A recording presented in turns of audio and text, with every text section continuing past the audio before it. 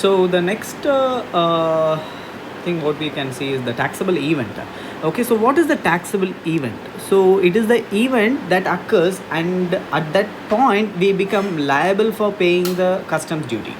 Okay, so taxable event is reached at the time when the goods reach the customs barriers, and we saw this point earlier, and the bill of entry for home consumption is filed.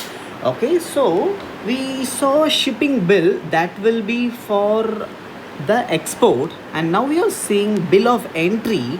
Okay, and for home consumption it is nothing but a bill of entry for the goods that will come in within India, and those items will be used for consumption within India. Okay, so that we call it as bill of entry for home consumption. So what they say is, what is the taxable event? The goods are reaching the customs barriers and bill of entry of home consumption is filed, and that becomes a taxable event. Okay, so here there are few examples. Okay, so there is one event, that is unloading of the imported goods, okay, which is not a taxable event. Okay, goods has entered our Indian territorial water, it is not a taxable event. Okay, and date of presentation of bill of entry, so we have given all the data for the bill of entry to the agent, and he has made the bill of entry and he is presenting the bill of entry, okay, to the assessable officer, and even that is not a taxable event. Okay, and a date of the goods crosses the customs barrier. Okay, so crosses the customs barrier, by that time the bill of entry would have been filed with the customs.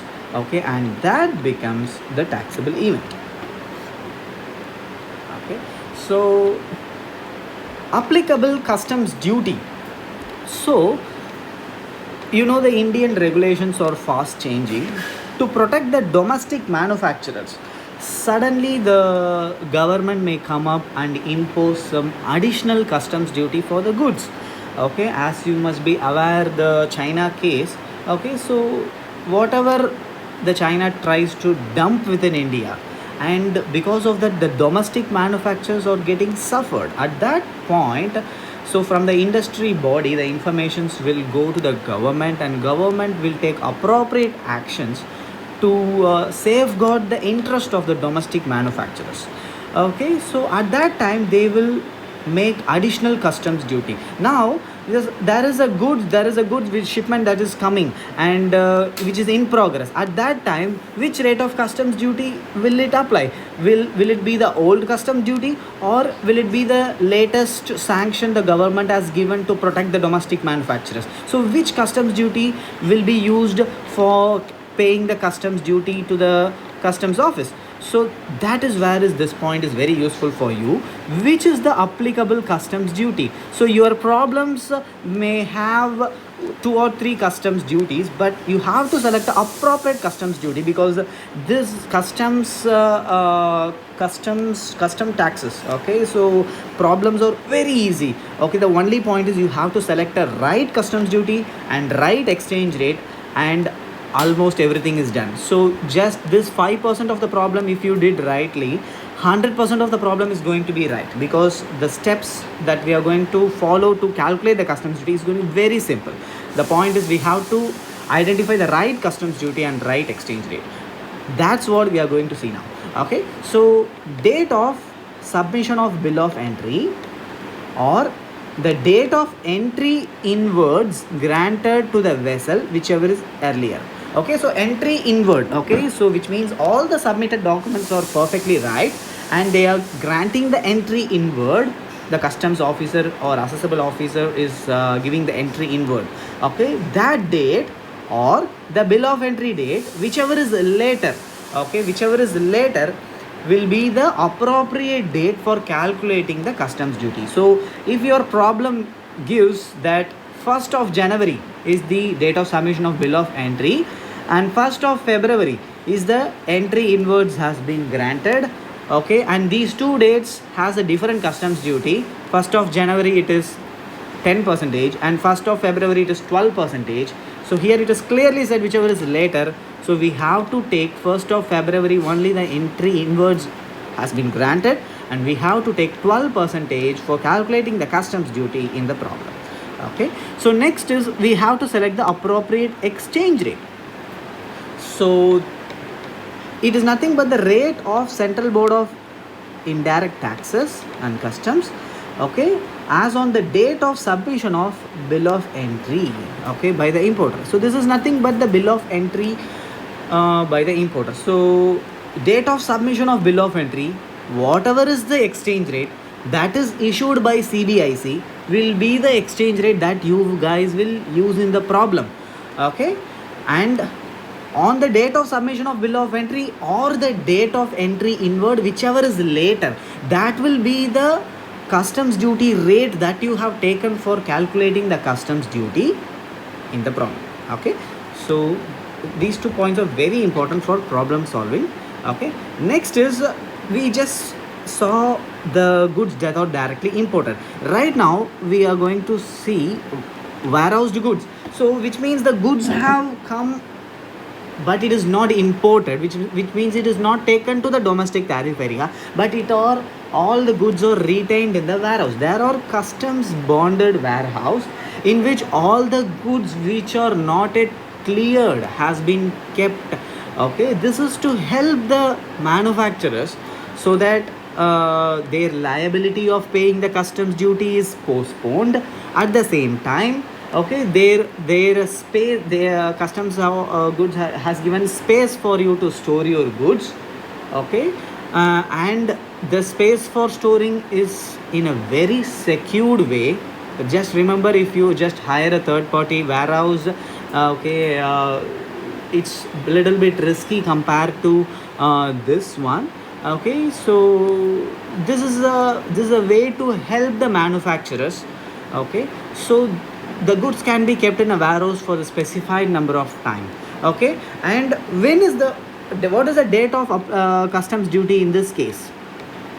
Here the date of clearing the goods from the warehouse. Okay, when you are planning to take the goods from the warehouse, that means the real import is happening.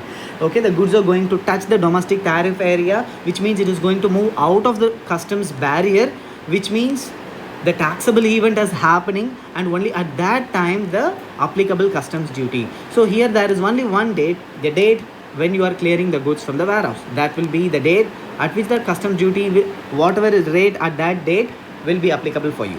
Okay, and next, how to calculate the exchange rate? It is exactly same as what we saw earlier, the rate given by CBIC. The next one is the date of submission of bill of entry by the importer.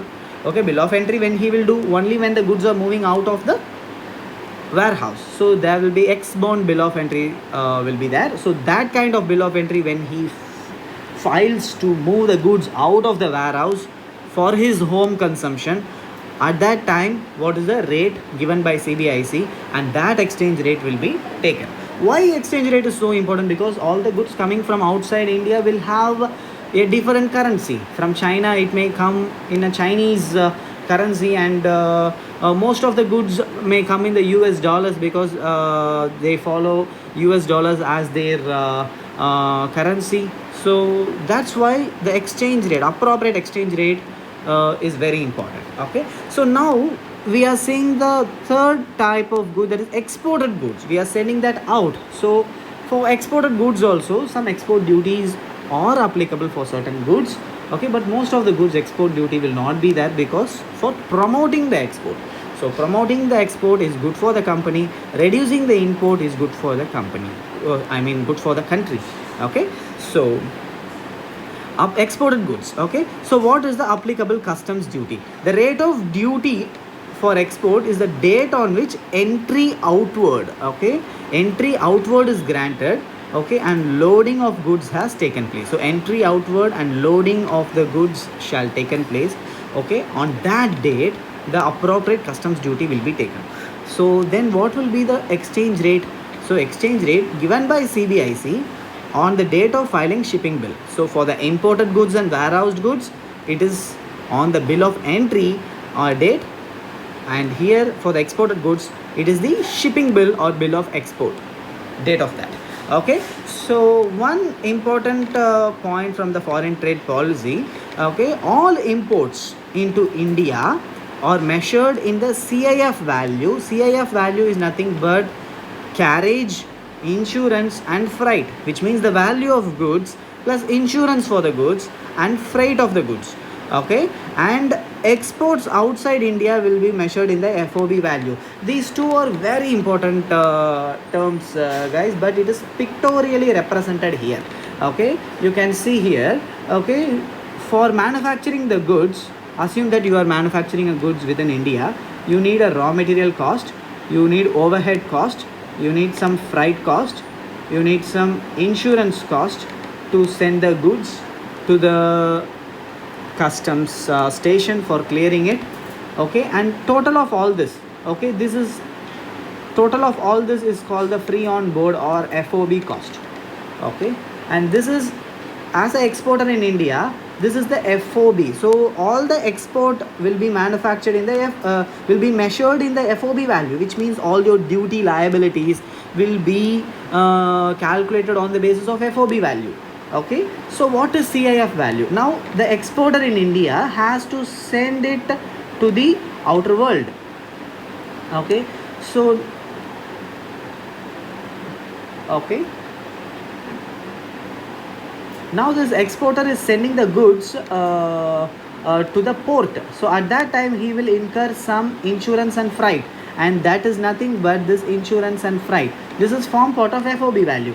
Now from India the goods are sent to the outer world. For example, in this case they have taken US. So for sending these goods there will be insurance and there will be a freight charge charged by the shipping company, and the total of all this FOBs, carriage is nothing but the FOB value plus insurance for transporting through the sea plus freight for the sea freight is nothing but the CIF value. And that's why our foreign trade policy has given all the imports into India will be in the CIF value basis. Okay.